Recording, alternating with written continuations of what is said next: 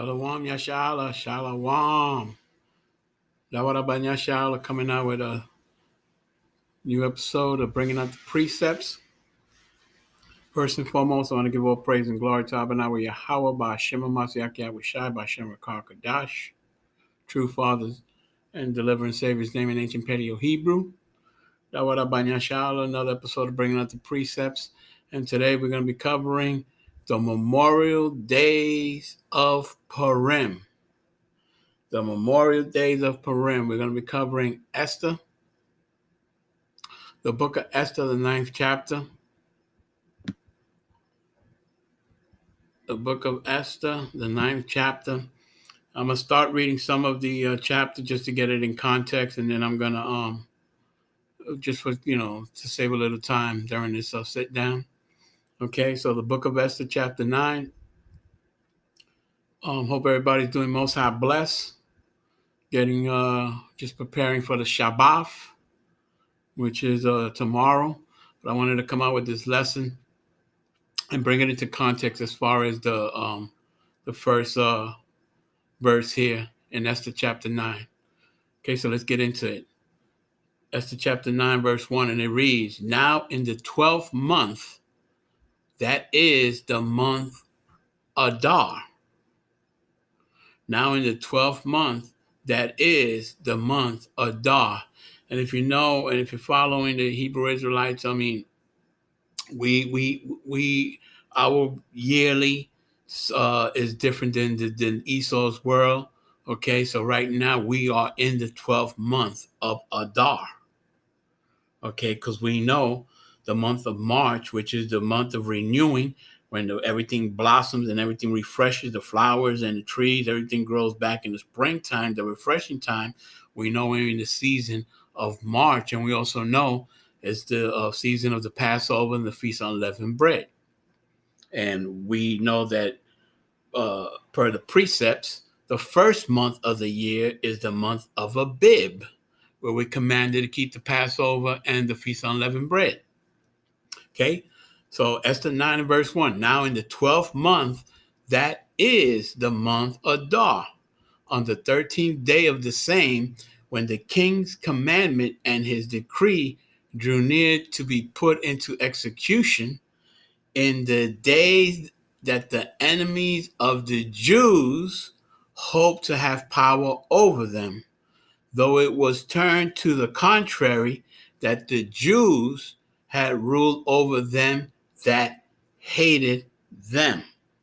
So we understand it's a time period, just like right now, all these nations are against the so-called Jews, which are the children of Israel, point blank period, the 12 tribes of Israel. Just to put it in context, in the time of book of Esther, that Israel was in battle with the other nations. Okay, Esther 9 and verse 2, "And the Jews gathered themselves together in the cities throughout the province of King Ahasuerus." Okay, the Jews gathered themselves together in the cities throughout all the provinces of the King Ahasuerus. And Ahasuerus is the king and the husband of Esther. Okay, "to lay hands on such as sought hurt," Salakia, "to lay hands on such that sought them hurt, and no man could withstand them, for the fear of them fell upon all people."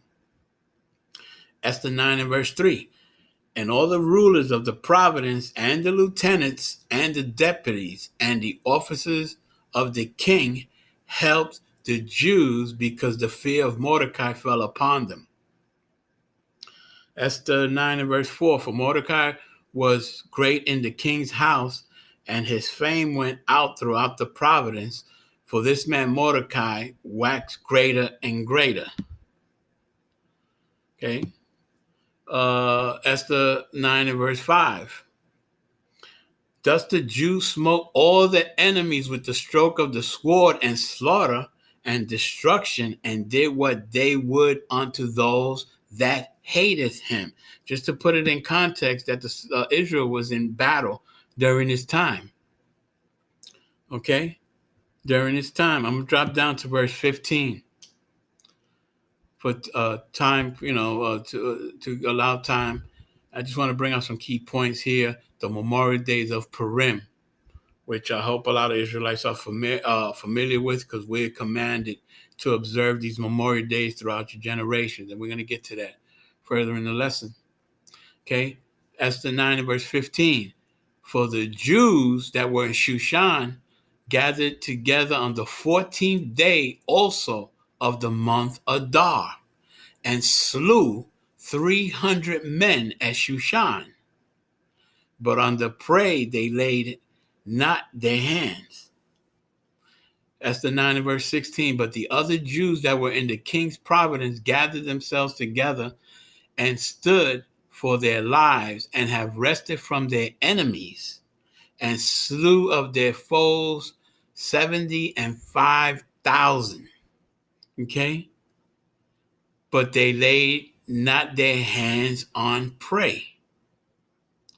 Esther 9 and verse 17. On the 13th day of the month Adar, and on the 14th day of the same rested day, and made it a day of feasting and gladness. So, bringing it to context, being in the midst of a war with the nations that at this time battled against Israel.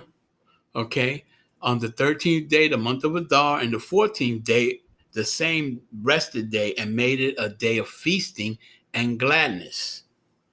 Okay, this is Esther 9 and verse 18. But the Jews that were Shushan assembled together on the 13th day thereof, and on the 14th day thereof, and on the 15th day of the same, they rested, and made it a day of feasting and gladness. Esther 9 and verse 19. Therefore the Jews of the village that dwelt in the unwalled towns made the 14th day of the month Adar a day of gladness and feasting, and a good day, and sending portions one to another. So as we see, the 13th day is when they actually stop battling with the nations that hate us at that time. And on the 14th day and 15th day, they made these days feast days and good days, and were sending portions, meaning gifts, to one to another. A gift-giving time, the Memorial Day of Purim. And it's a day of feasting and so-called partying, drinking and enjoying your times together with the with your family, the true Israelites. Okay. Now, when we talk about the other feast days of the Most High, we know that they're holy convocations. What does that mean? Meaning that, like the Passover, it includes actual Sabbaths. The Feast of Unleavened Bread. When you start off the Feast of Unleavened Bread in the month of Abib, you're commanded the first day to serve it as a Sabbath, and the seventh day to serve it as a Sabbath. Okay? Read it again, Esther 9 and 19. Therefore the Jews of the village that dwelt in the unwalled towns made the 14th day of the month of Adar a day of gladness and feasting, and a good day, and of sending portions one to another. Okay? Esther 9 and verse 20.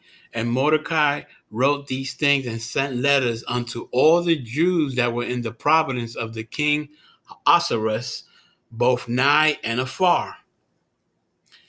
Esther 9 and verse 21. To establish this amongst them, that they should keep the 14th day of the month Adar, and the 15th day of the same yearly. I'll read it again.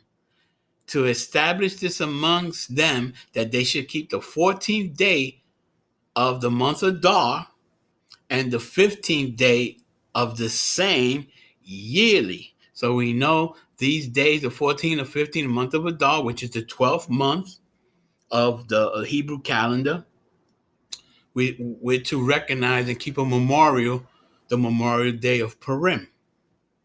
Okay? Esther 9 and 22. As the days wherein the Jews rested from their enemies, and the month which was turned unto them from sorrow to joy, and from mourning into a good day, that they should make them days of feasting and joy, and sending portions one to another, and gifts to the poor. Okay? Now, it's not talking about poors of the other nations.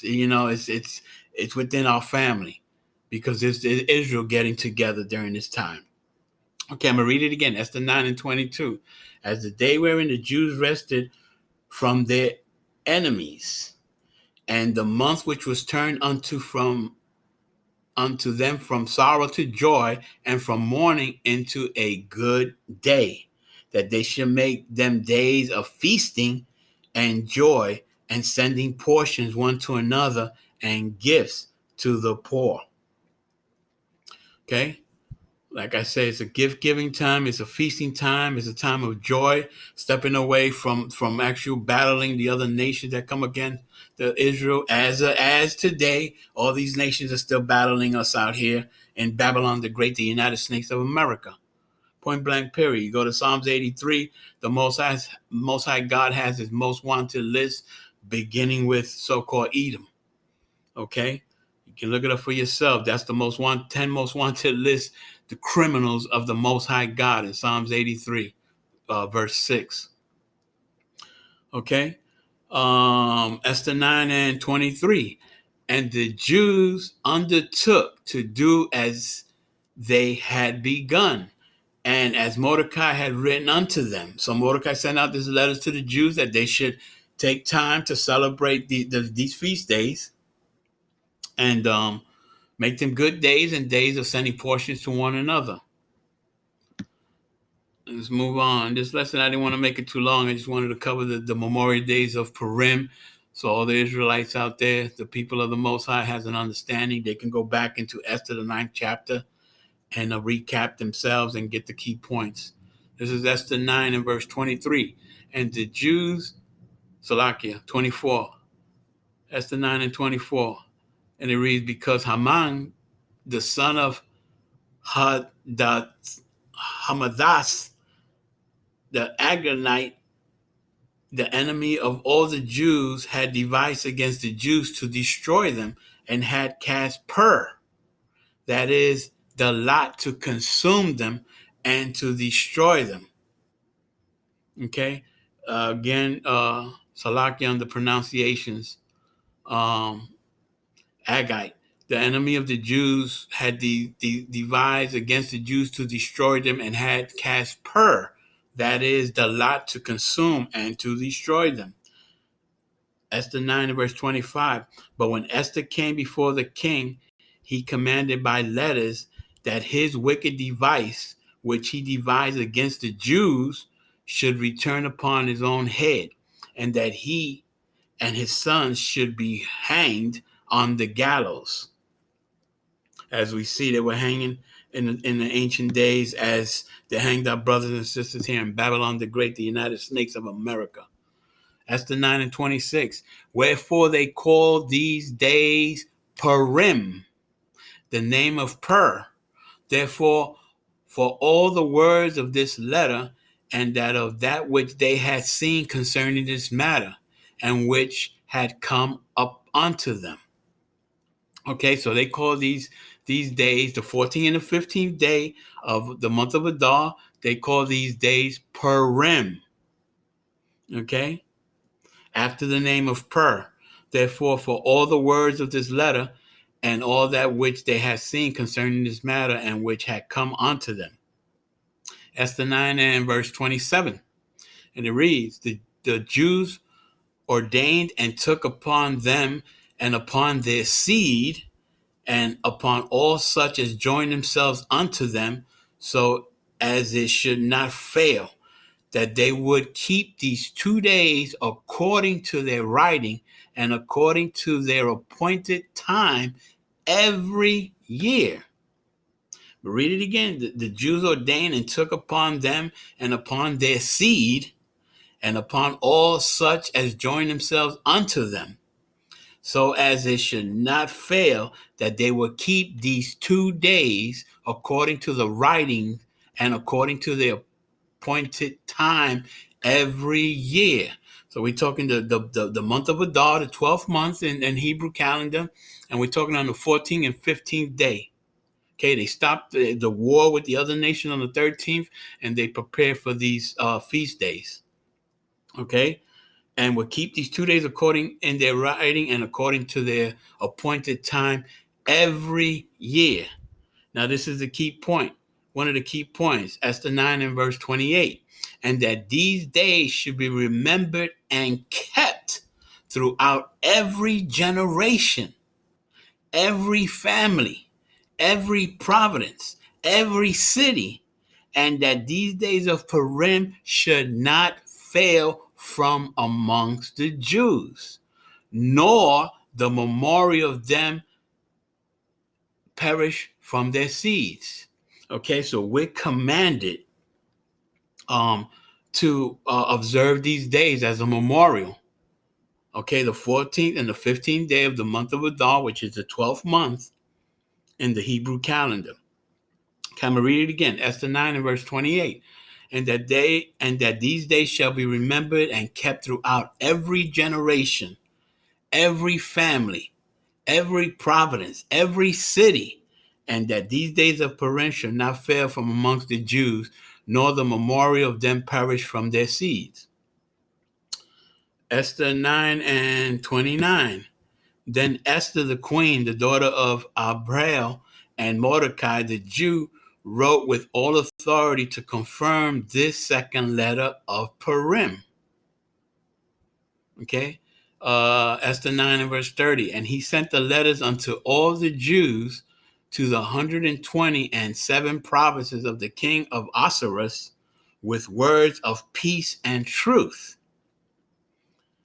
Esther 9 and verse 31, to confirm these days of Purim in their times appointed, according as Mordecai the Jew and Esther the queen had enjoined them, and as they have decreed for themselves for their seeds, the matter of fasting and their cry. Esther 9 and verse 32, and the decree of Esther confirmed these matters of Purim, and it was written in the book.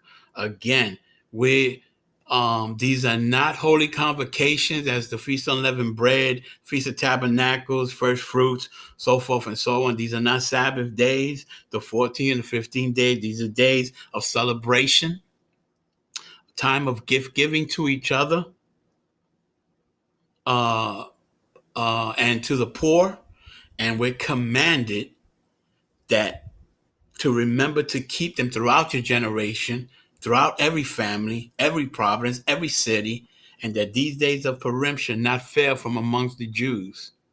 So we know every generation is from every generation. That means forever. So I want to do this quick sit down to bring everybody up to part to the Memorial Day of Purim, which is on the month of Adar, which is this month, so-called February. So-called Esau's kind of February, but we know it's the month of Adar, and it's the 12th month. We know Abib, if you go to Leviticus, the 23rd chapter, where we're commanded in the month of Abib to keep the Passover and the Feast of Unleavened Bread. So we know this is the 12th month, and next month, so-called March, would be the season of the Passover and the Feast of Unleavened Bread. I just wanted to bring this to bring remembrance and keep the memorial days of Purim. Remember the month of Adar, the 12th month, and the 14th and the 15th day, the 13th day, they stopped the war with the heathens that hated them, and they prepared for these feast days and these days of happiness and joy.